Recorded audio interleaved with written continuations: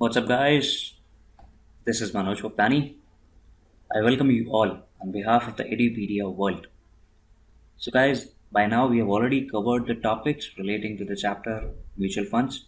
We have already covered the entire chapter in the examination questions relating to bond valuation, the basic chapter relating to strategic financial management.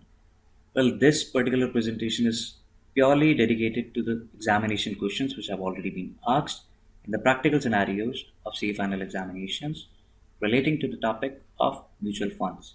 So we'll be discussing all those questions one after another. So I'm sure you guys are having a wonderful day today, and certainly you guys are in the best of your health and spirit. If not, don't worry, we'll make that same possible in the best possible manner. Yeah. So we'll take up the first question for the presentation today, and that will be. So, guys, this question was asked in CA final examination May 11 and November 11.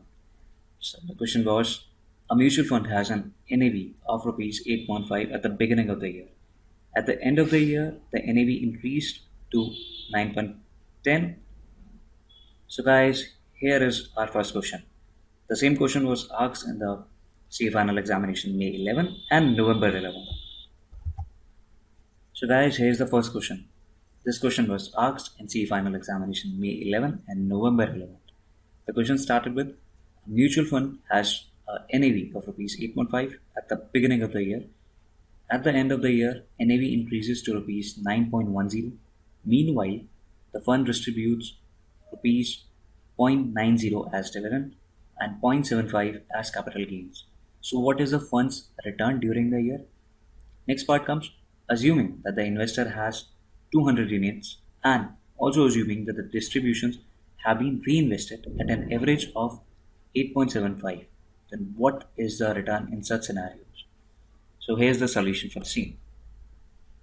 First of all, we have received some certain change in price in our positive sense, which is 9.10 minus 8.5. We started out our NAV at 8.5.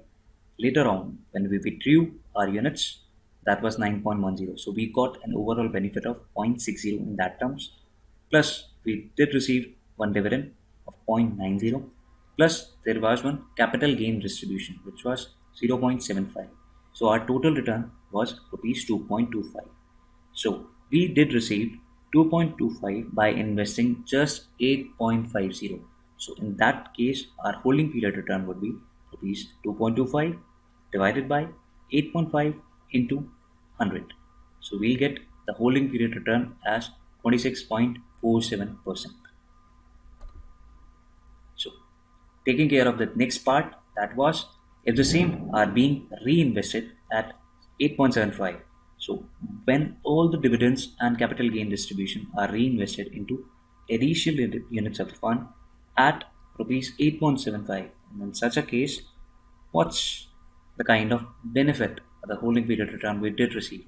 So dividends and capital gain distributions per unit were 0.9 plus 0.75.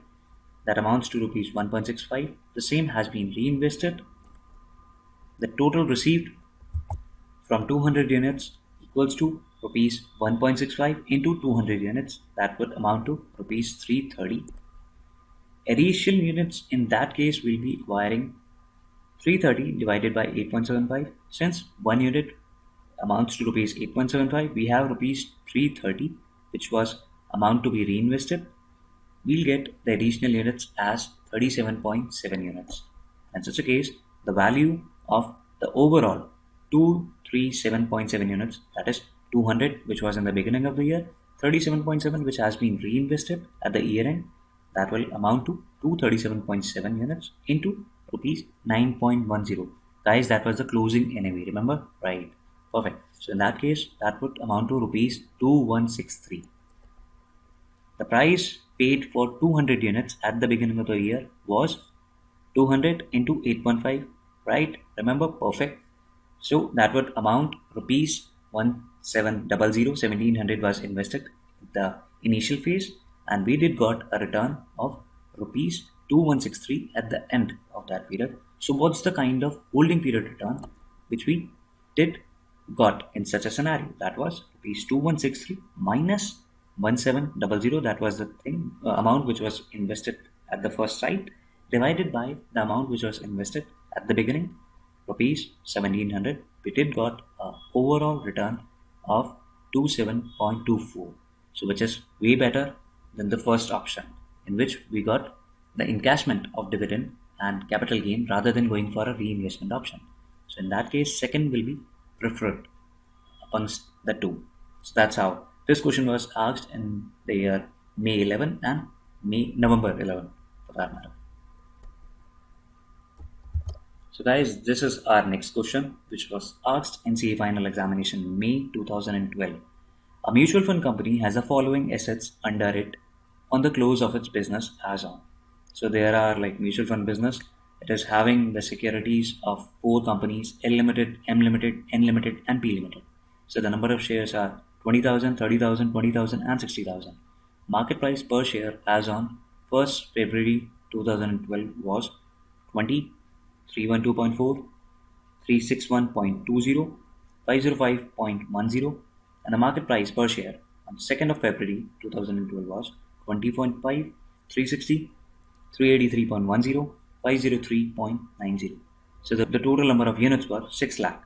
So we'll have to calculate the NAV of the fund. So guys, this is the question which was asked in CA final examination May 2012. So let's calculate fastly.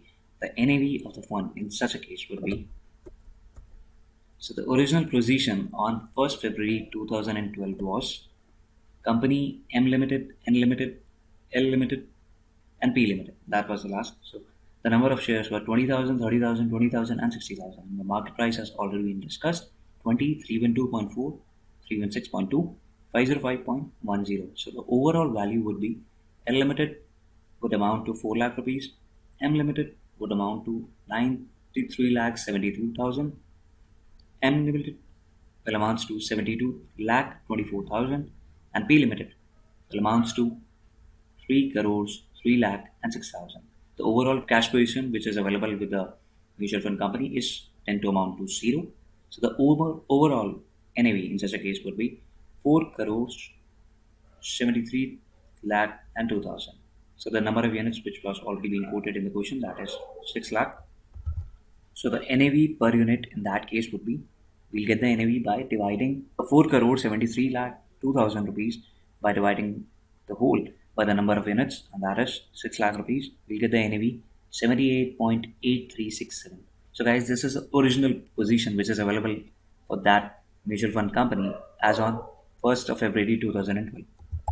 Now let's understand the updated position that is available on 2nd of February 2012. So guys, question is continuing.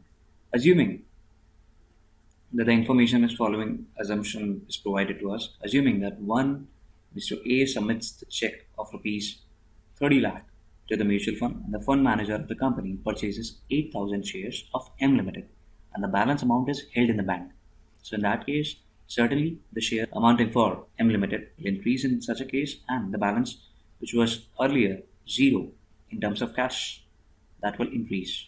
So in such a case, what would be the position of the company and the fund basically? So find the new NAV of the fund as on 2nd of February 2012. So we'll get the solution which is continued for the same question. So the revised position as on 1/2/2012 in such a case would be L Limited, M Limited, N and P Limited. So the shares for L Limited, N Limited, and P Limited will remain same: 20, 20, and 60. However, the shares for M Limited will increase from 30,000 to 38,000. So we'll be multiplying the same shares with the market price. We'll get the value.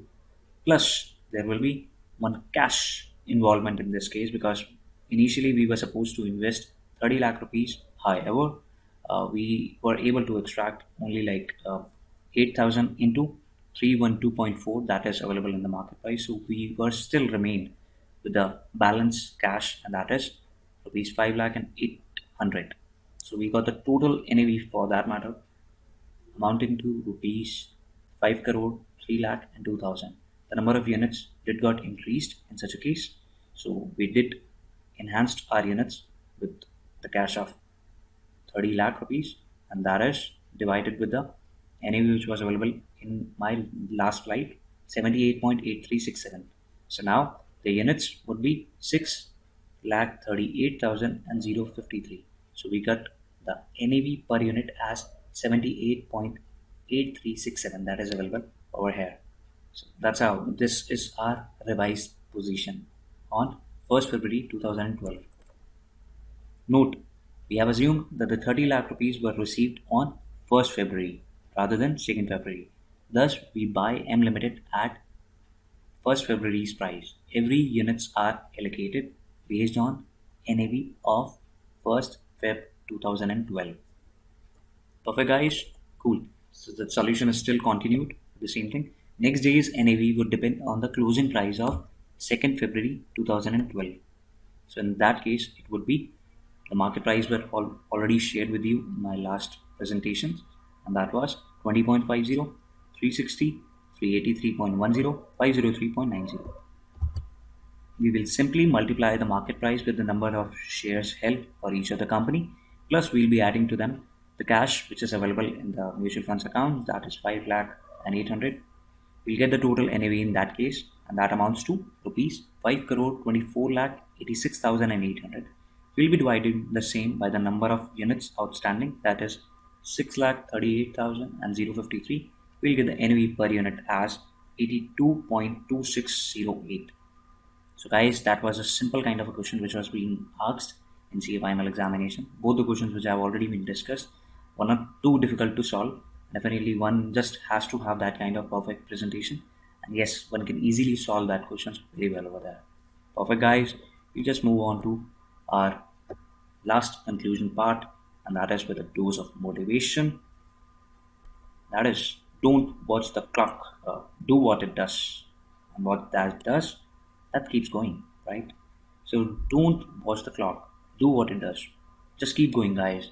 Sam Levinson is that kind of person, which he has mentioned that kind of quote. And the only problem with us is we don't usually keep going. We take actions, we fail, if our plans are flop. So we just stick to those kind of intimations. Like, okay, we are satisfied with the thing. Okay, we took some action which didn't somehow happen to be very good. Cool. Okay, we'll sit idle for that matter. But that shouldn't be the case. It has to keep going on, keep taking actions, even if they are failing. Still keep going on, keep going on. That should be our spirits, and that should be kept very high, guys. So with this, I would like to say thank you on behalf of the Edupedia world. Keep interacting, stay connected, guys. I'll be discussing with you other relevant questions which have already been asked in CA final examination for topic mutual fund in my next presentation. So keep going with that. Okay, take care, guys. Bye. Love you.